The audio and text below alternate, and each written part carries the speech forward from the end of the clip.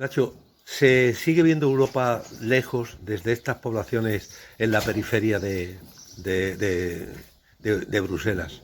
Yo creo que ya no tanto como antes. Yo lo que aprecio, Lucio, es que los medios de comunicación ya tratan los temas europeos con más habitualidad. Yo creo que los medios de comunicación, por muchos motivos, no siempre buenos, circunstancias de crisis, una presencia, por ejemplo, de nuestro compatriota Borrell en la posición que tiene, las noticias europeas van entrando con más naturalidad, ya no son una especie de apartado que haya que poner en un sitio especial, y yo creo que la gente eso lo va percibiendo.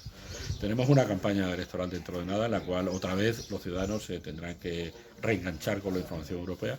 Yo lo que espero es que hablemos de Europa, es lo que me temo que a veces ¿Y las qué nos elecciones jugamos los nos extremeños? jugamos Los extremeños.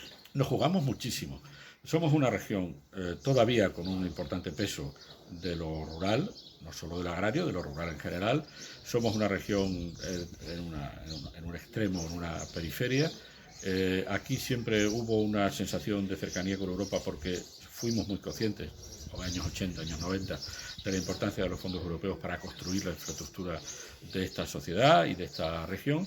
Y ahora ese mismo apoyo ya no se traslada tanto a cemento o a grandes infraestructuras, sino apoyo a proyectos empresariales como los que estoy visitando aquí en Los Santos. Nos jugamos muchísimo.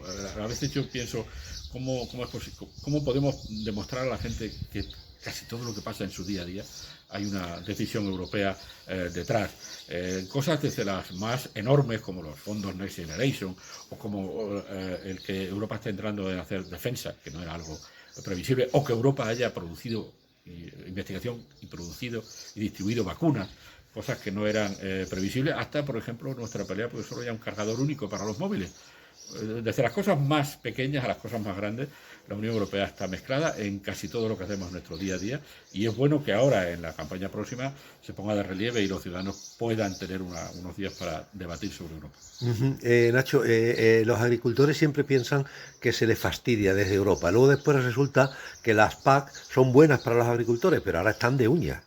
Sí, lo primero que hay que decir, una enorme parte de la renta agrícola está pagada con impuestos europeos.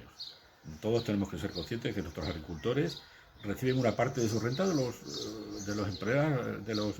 trabajadores de las industrias alemanas, porque hay una enorme cantidad de dinero que se pone en la renta agraria tradicionalmente y por todo tipo de medidas. Luego está el problema que hemos visto de esa aparente pelea entre lo ambiental y lo agrícola. Si hay un problema de cambio climático, los primeros que lo van a sufrir son los agricultores. El estudio que ha salido hace unos días sobre cómo Andalucía y Extremadura están en un enorme riesgo por la desertización y lo que eso supondría a largo plazo en el PIB de las dos regiones es un estudio reciente que se ha publicado. Si hay una falta de agua, piensen en Cataluña. Cuando hablamos de cambio climático, nosotros hemos tenido un excelente año de aguas. Acordémonos de cómo están los agricultores en Cataluña, que la gente no puede ni llenar piscinas porque no hay agua. Y esto es cada vez algo más obvio y más frecuente. Por tanto, esta idea de que los que primeros van a verse afectados si no hacemos unas políticas contra el cambio climático son los agricultores. Y luego está la otra parte de los acuerdos comerciales, en los que parece que la Unión Europea acepta productos que pueden perjudicar a los que se producen aquí. Lo que primero hay que decir, somos una enorme exportadora de productos agrícolas y alimentarios.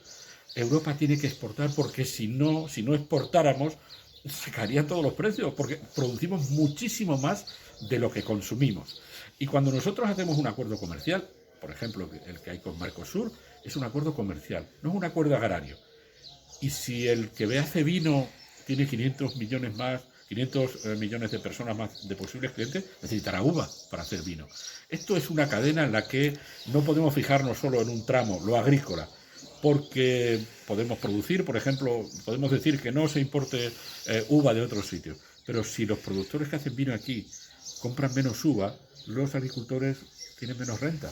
Por tanto, todo es una cadena complicada en la que todo el mundo tiene que no perder de vista que su fase de la cadena es solo una fase de la cadena. Una última cuestión. ¿Las guerras a las puertas de Europa van a influir en la campaña electoral? ¿Las guerras? Inevitablemente tenemos que hablar de una Europa que no esperaba enfrentarse a una guerra. Yo siempre he dicho que la Unión Europea se crece en las crisis. Ha pasado siempre. Pasó con la crisis, la otra crisis económica, pasó con la pandemia, está pasando con la guerra. toda la gente que dice la Unión Europea está a punto de caerse, el Brexit. Aquí, cada vez que hay una crisis, la Unión Europea sale reforzada. Por tanto, sí hay que hablar de la guerra, porque inevitablemente es una guerra a nuestras puertas, es una guerra en la que nos jugamos un modo de vida, frente a un modo de vida autoritario que representa Putin y ese tipo de sociedad sin libertades, el modelo europeo, y nosotros queremos que todos los países sean libres de unirse a la Unión Europea si quieren, y que no tengan un padrino o un primo de zumosol que le diga tú puedes ir a la Unión Europea o no. Yo creo que eso es lo que nos estamos jugando, la libertad de muchos países de decidir por sí mismos. ¿Qué tal la visita a Los Santos, a la Fundación Maimona? ¿Se ha sorprendido? Fantástico, conozco mucho el trabajo de la Fundación Maimona, porque además Alejandro Hernández Renner, debo decirlo, fue el primer director de la Oficina de Extremadura en Bruselas en los años 90, y por tanto trabajamos juntos, y yo tengo una enorme confianza en él, y luego ha tenido responsabilidades públicas también en la Junta de Extremadura.